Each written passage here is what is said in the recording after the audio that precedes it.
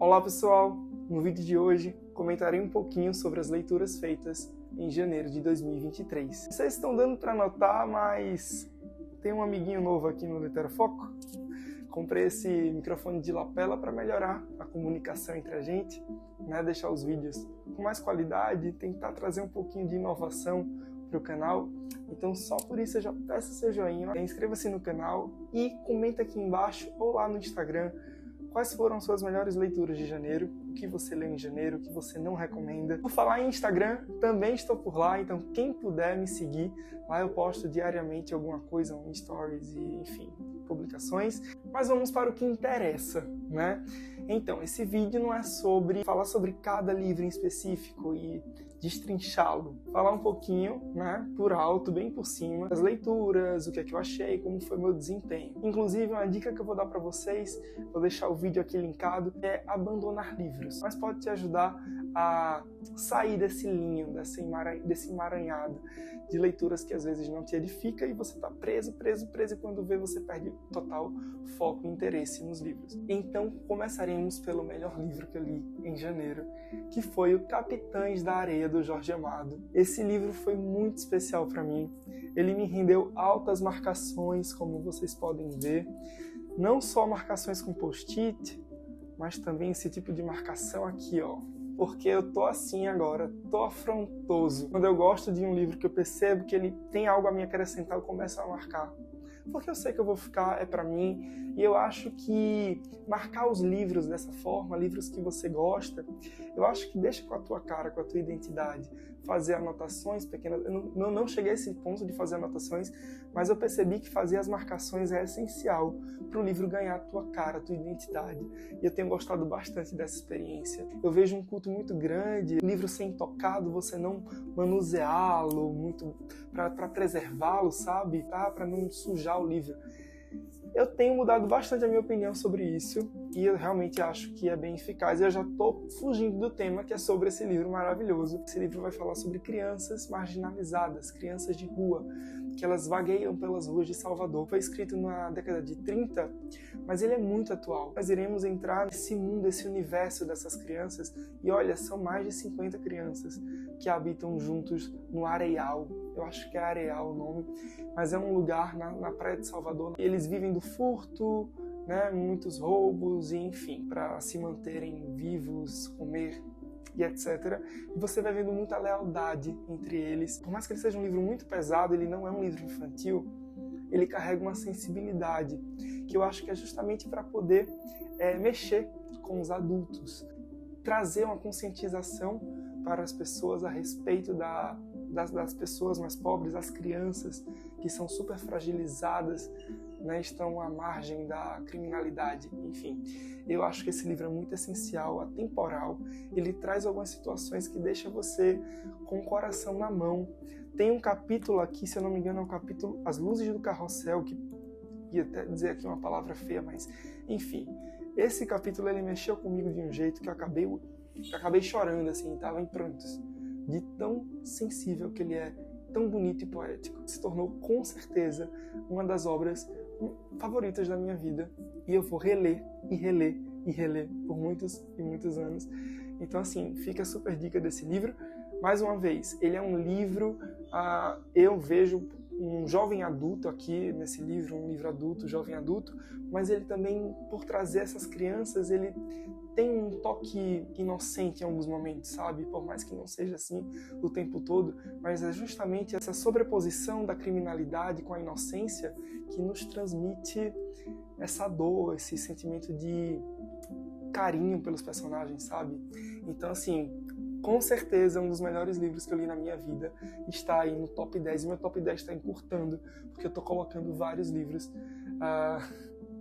nessa posição. Depois de Capitães da Areia, eu li a seguinte HQ, Pássaro Branco, da R.J. Palácio. Neste caso, eu me decepcionei um pouquinho com esse livro. Eu esperava que eu fosse perder o chão, até porque ela é a escritora de Extraordinário. Esse livro, Pássaro Branco, ele se passa no mesmo universo de Extraordinário. Por quê? Existe o vilãozinho da história, que é o Julian, que na verdade ele não é um vilão. né? Até no filme, no livro, nós percebemos que ele é apenas o reflexo de uma família que o estraga bastante. Essa história aqui vai contar sobre a avó do Julian. Ela sofreu os reflexos da Segunda Guerra Mundial. É uma história sobre resistência, sobrevivência. Ele lembra muito o livro O Diário de Anne Frank. E lá no finalzinho, a RJ Palácio falou que esse livro é um livro que ela pensou para introduzir os mais novos nesse tema que é tão pesado, né? Que é a Segunda Guerra Mundial, e de uma forma leve, bonita, porque as ilustrações são maravilhosas. Mas eu confesso a vocês que essa história não me pegou tanto, como eu posso dizer. Eu achei ela muito rápida, não consegui me conectar aos personagens. Eu achei uma boa história, mas para um público mais novo, né? Sei lá, dos seus 10 anos, por aí, talvez. Existem algumas mortes aqui, algumas exposições, mas nada muito visual.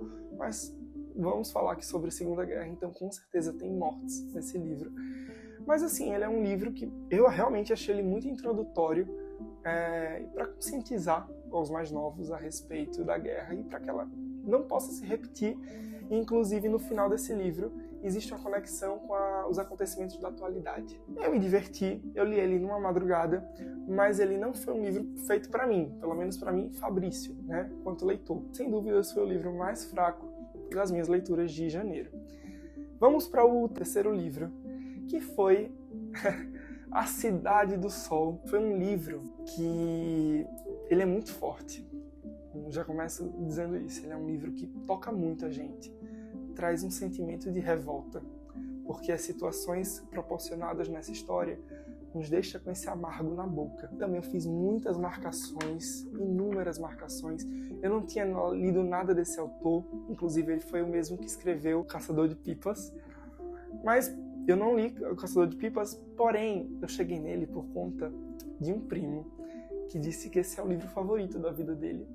Então tive a oportunidade de comprar esse exemplar e, enfim, eu gostei muito do livro.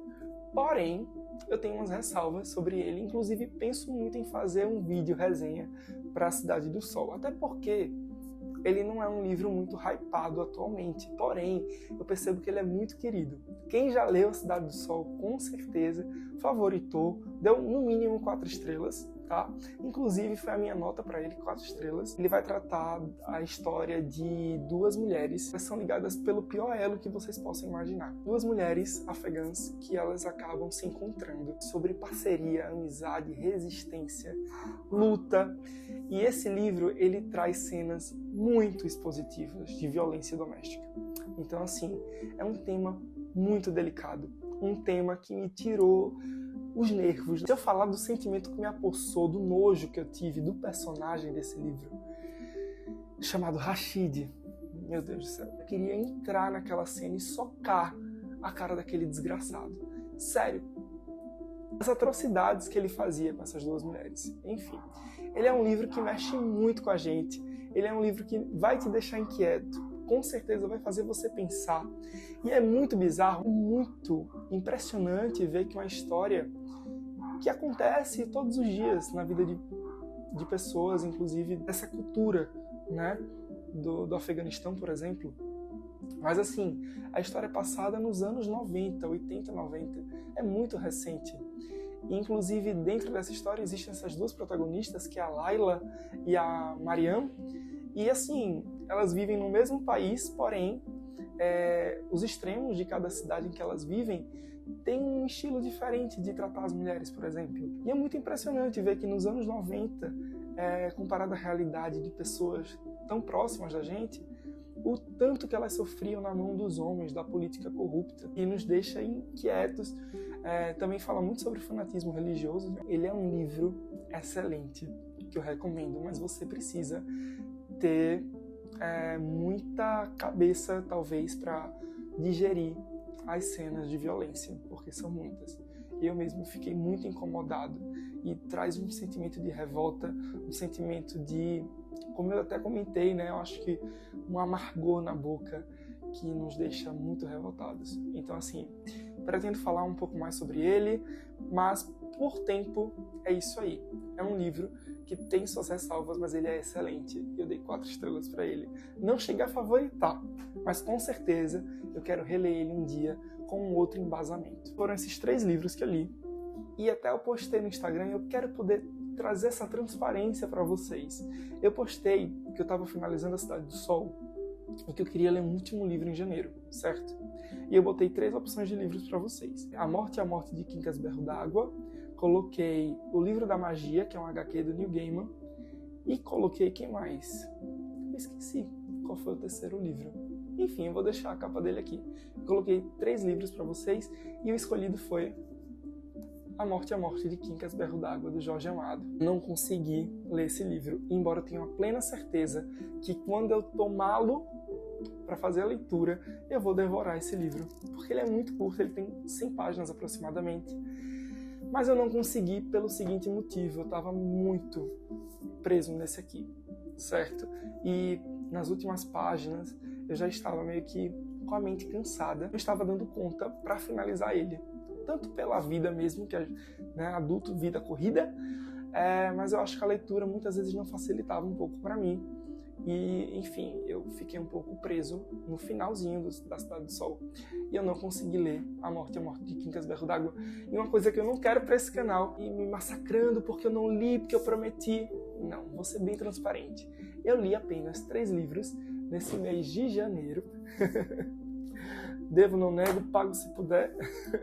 Li 3 livros nesse mês de janeiro. Porém, o próximo livro que eu vou ler com muito carinho e amor é A Morte e a Morte de Quincas Berro d'Água.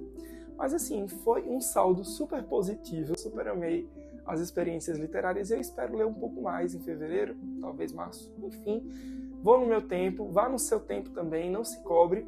E realmente estou muito feliz porque eu venho assim de uma saga, de anos, assim, que eu acho que a última vez que eu li muitos livros no ano foi em 2020, na pandemia. Depois disso, 2021, 2022, 2021 ainda era pandemia, mas eu não li tanto quanto 2020. Então, assim, 2021 e 2022 foram anos muito de ressaca literária. Então, eu ler 3 livros para mim já é o suficiente. Então, vou ficando por aqui e espero muito que vocês tenham gostado desse vídeo, gostado desse conteúdo. Não se esqueçam de se inscrever aqui no canal, porque é muito importante realmente para quem produz esses conteúdos aqui para o YouTube. Deixa o seu like, comenta e eu conto com vocês nas próximas exibições, nos próximos vídeos. Até a próxima. Tchau!